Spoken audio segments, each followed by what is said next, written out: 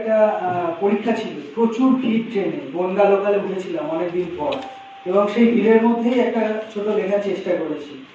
Train চলে গেছে, দাঁড়িয়ে রয়েছি একা, এর মাঝে সময় নিজের সঙ্গেই দেখা। কত কাজ বাকি, তার মাঝে সময় পৌঁছে, নরম রোদের দুপুরে কুয়াশা ক্রমশ জমছে।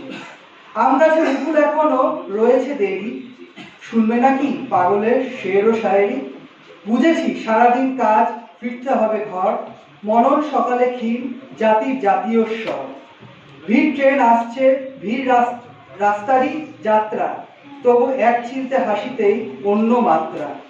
বনগা লোকাল, তোমার আমার গল্প কথা, ট্রেন স্টেশন ছাড়লে মেটেনি তো নীরবতা।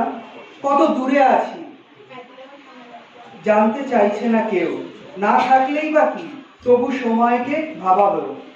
রাত্রি জানে চাঁদের লোক কতটুকু জুড়ে, না ভালো লাগলে আসুন বনগা লোকালে ঘুরে। নমস্কার। তাকাও তাকাও তাকাও তাকাও।